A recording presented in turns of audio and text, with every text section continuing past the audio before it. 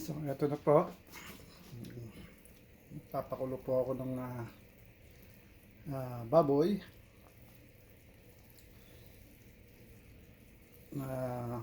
Mga konting laman, may laman at buto-buto at ribs, ganyan. Papakulong ko po. At ito nga po, bumili ako ng nyog. Aking kukut-kurin nyo at gagatain. Ano ko ng gata.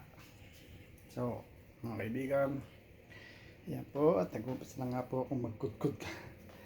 Yan. So, mga kaibigan, ito na po ang aking kinukudkod ng nyog. Ayan, napasama lang po ito. So, mga kaibigan,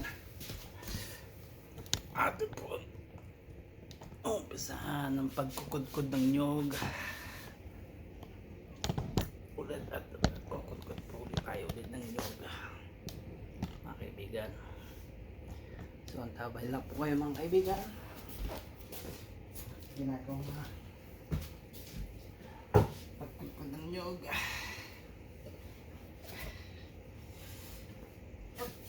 Medyo hirap ang kunti pababa.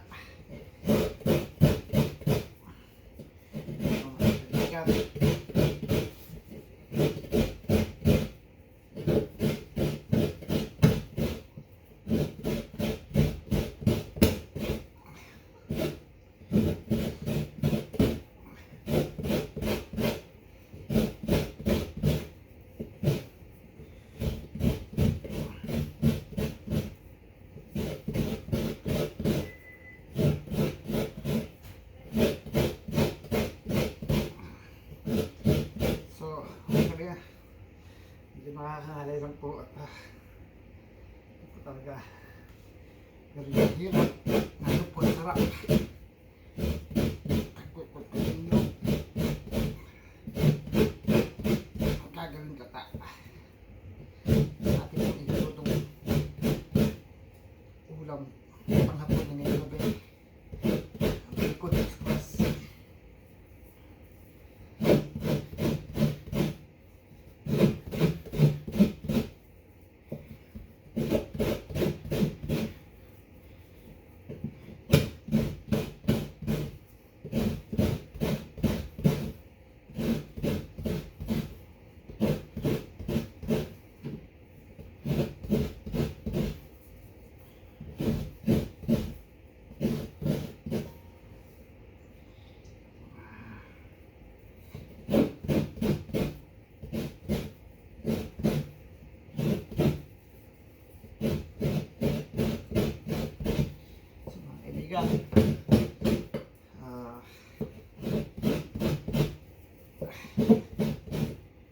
Yun naman po style Pinoy ang ating pong proseso kudkod nilog.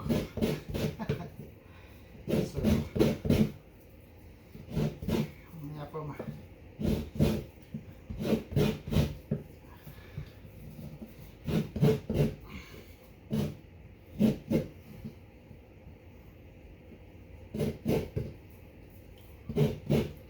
kaibigan, kudkod niya po tayo ngayon. Ang gagawin, ayan po mga kaibigan, at pinapakulong baboy. So mga kaibigan,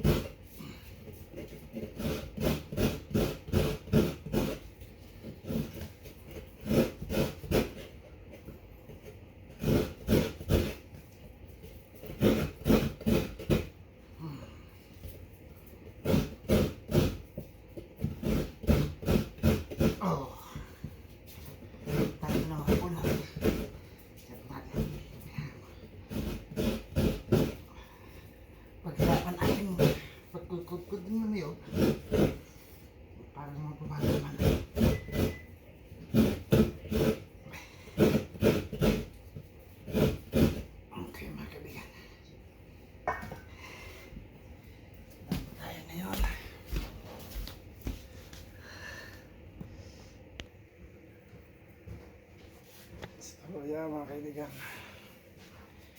Tapos ako natikod ko rin ng nyog. Tayo naman po, atin naman pong pipigayin at kukunin natin po ang gata.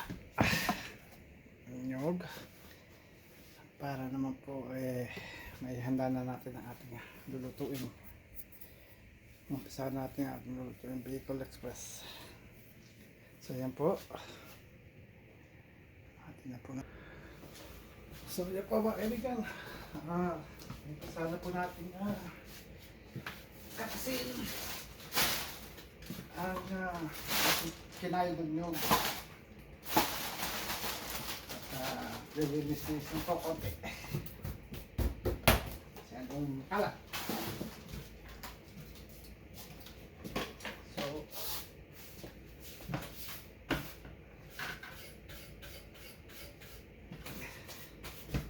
linis-linis lang po ng konti mga kaibigan.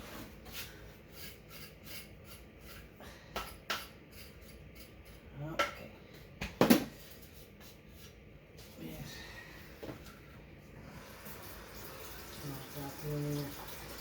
Ginamit na kuskuran. Inorder ko pa sa Amazon yun. Okay, inabit din ng mga $50 mga $50. Itong kuskuran na rin. Pumunta po ako sa tindahan. Sa tindahan ng Pilipino po para bumili ng nyog. Kaya kalahin nyo naman pong may nakita akong pares na kuskuran. Saan nagkahalaga lang po ng $30. Ito po yung aking binili sa Amazon. Sabi po sa meron shipping, inabot din po ng $50. Ay ay.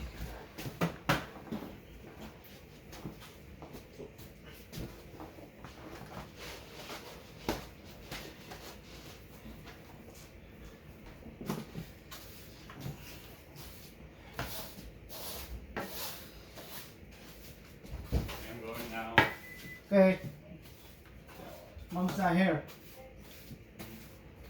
Your mom's out. I know. Okay, have fun. Ito akin na binata. At meron po silang dance practice kasi sasali po yata sila sa Canadian Dance Invitation. Ang gabi po. Yan, papa. Gabi na nga po yan. Pagod na pagod po uuwi at pa-practice. Sayaw.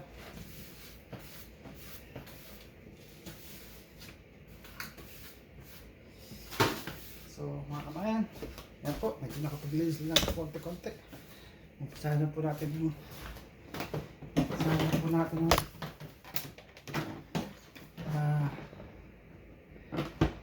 pagpiga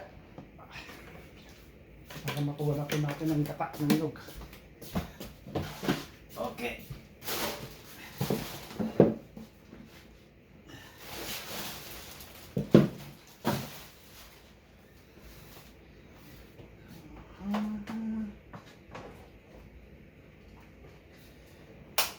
Okay.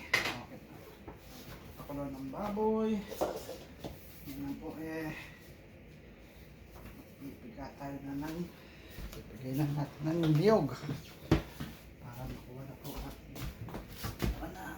po natin ang gata. Yun lang po. Ano po ba pwede magamit.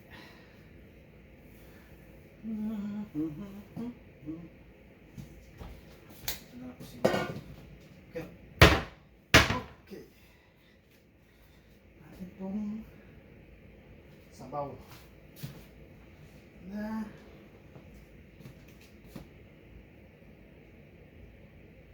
mismo sabaw po ng niyog na ang ating gagamitin. Kasi yung iba po nakikita iba pong nakikita tubig po ang hindi kanilang ginagamit. So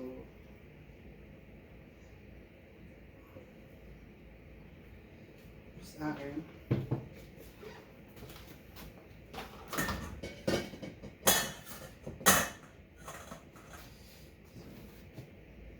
okay.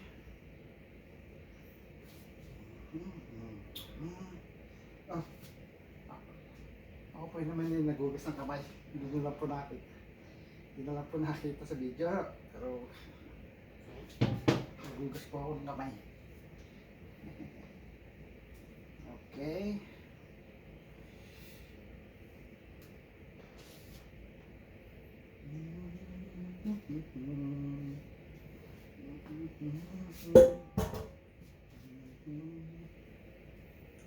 Okay. Matapan. Konti mo.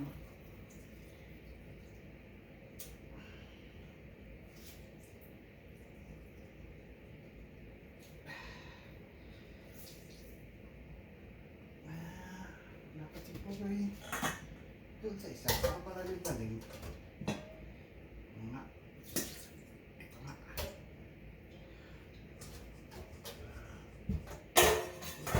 Oops. Malagyan na rin.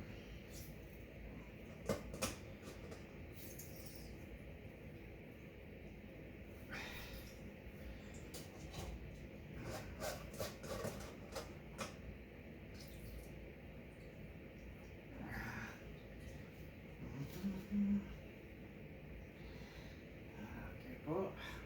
Ating pagpipika ng nyog.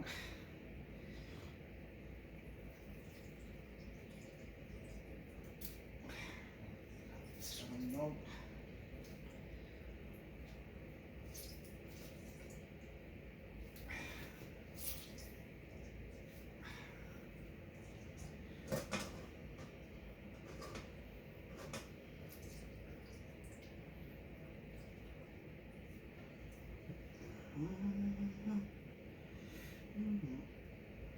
Ito po ating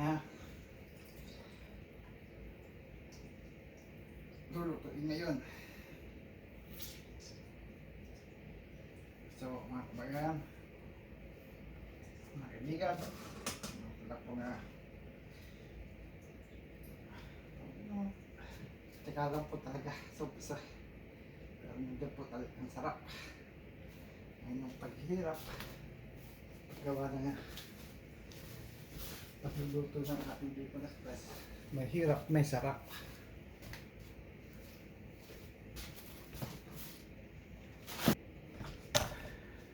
So ayan po mga kaibigan, ang nakuha na po natin ng ayan na po ang gata ng nyog.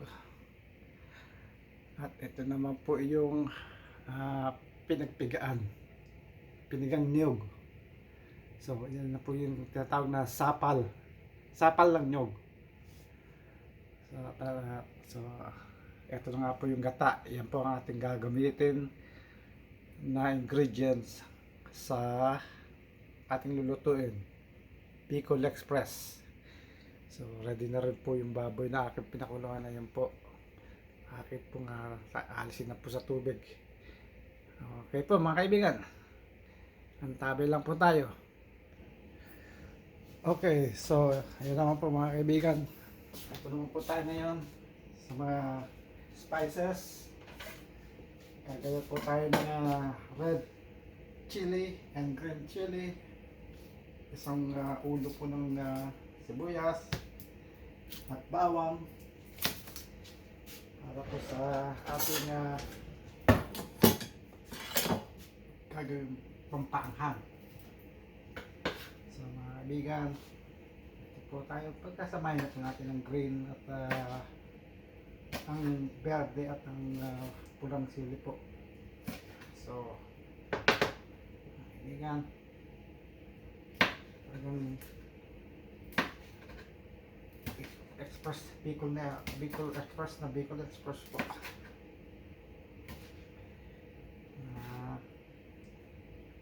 Talaga naman pong naka-usok ang buwan hapon na ang ating pong bibigyan to sa ang kan.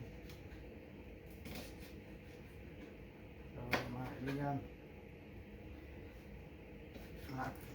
hinahanda lang po natin ito. Ano ko po, doon ko po iluluto sa labas ng bahay, dito sa likuran. Para po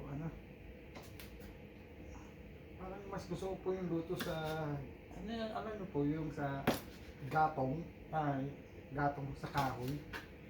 Ang ganun po. Parang mas gusto ko lutong ganun. Niluluto sa ganun kaysa po dito sa stove. Kasi para po nga ramdam, ramdam na ramdam niyo po yung gagawin hirap sa pagluluto. Eh na sa bandang huli po nandun na po ang sarap. Ano po, may hirap, may sarap. So mga kaibigan, nag-kahit ko muna po okay.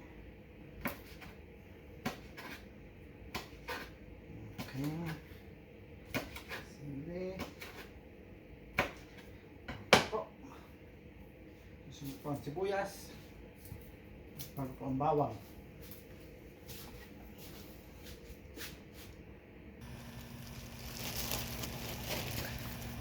So, eto na nga po tayo mga kaibigan. Ito po yung baon ng niyog na ate po kinudkod kanina. Ito po ang aking gagamitin panggatong. Ito nga po nang sinabi ko kanina, mas gusto ko pa yung nagluluto dito sa aking ginawang luto sa salangan. Ang aking kaldero mamaya, mas gusto ko pa yung mga paningas sa kahoy kung magluluto. So, ito po gagawin, papaningas po tayo sa ating gagawin pagluluto ng ating luluto mamaya po na ating luluto Bicol Express.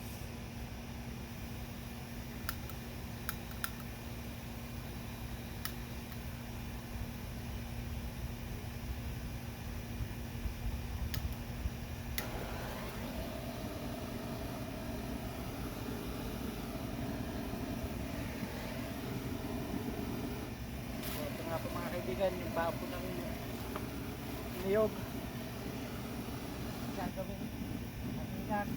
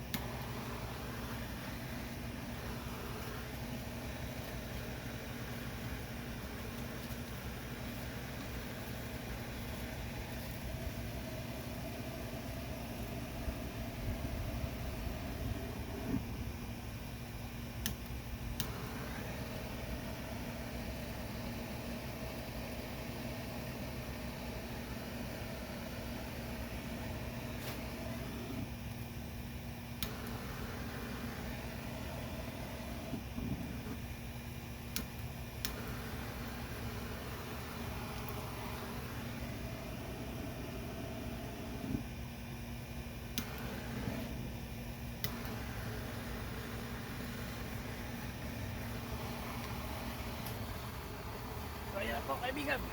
Kaibigan. Mag-iingisa po tayo. Ito nga po tayo mga kaibigan. Una na po natin isasalan. Una na po natin isasalag itong baboy. Dahil pagmamantikain po natin muna ito. Okay. Alright.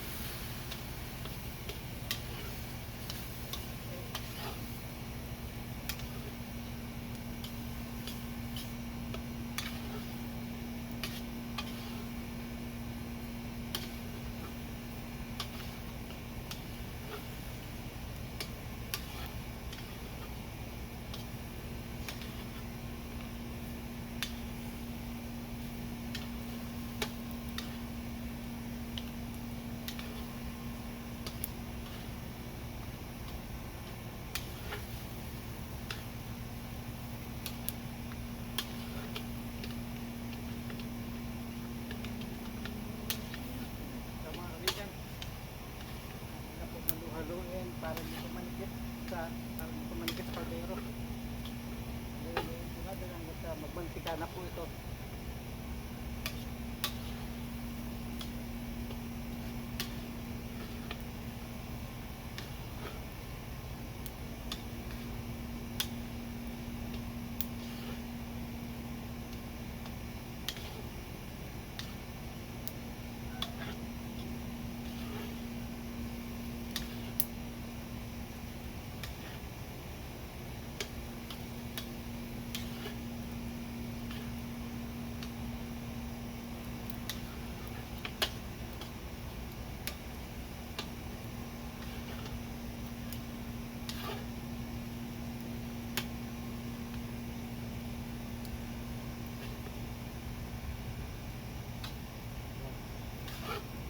Mga kaibigan, mantika na po, maano na po yung kanyang mga mantika mga kaibigan.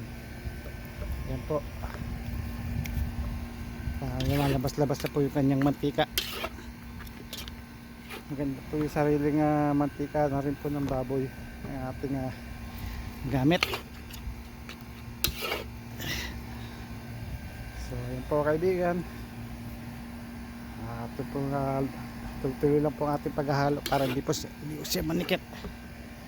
So mga kaibigan, so ayan po mga kaibigan, ginigisa na po natin siya ginigisa na po natin ang baboy sa bawang at sibuyas.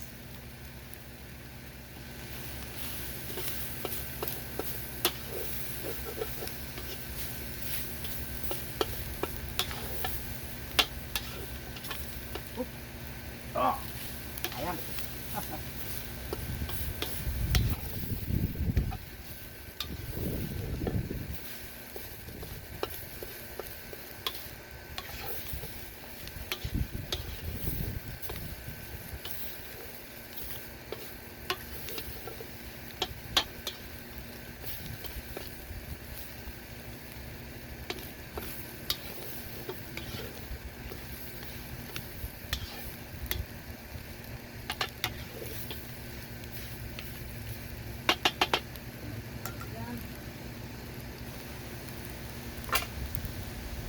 Halo na po natin ng bagoong Barrio Fiesta Grande.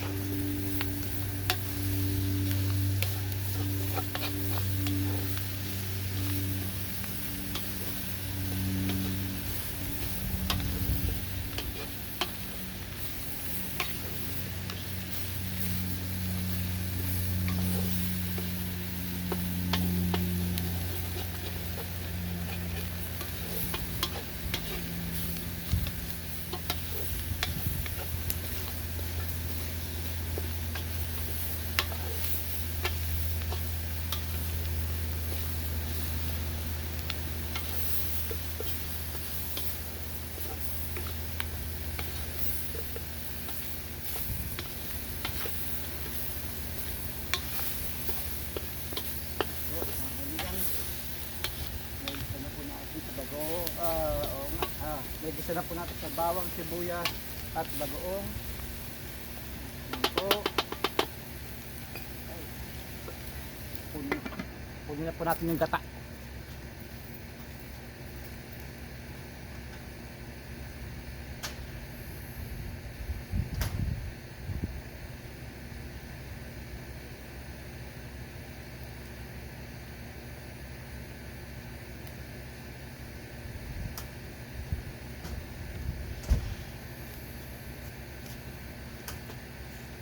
Kaibigan, ito na po yung ating pinigang gata kanina.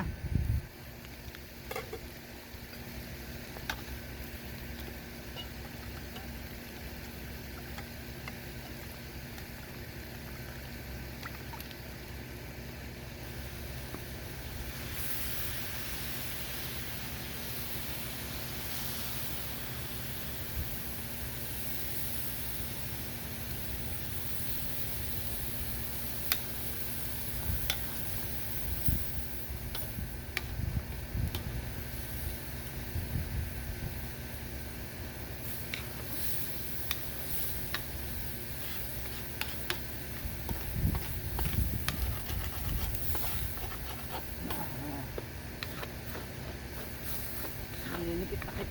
Nikit aking malaking hawak.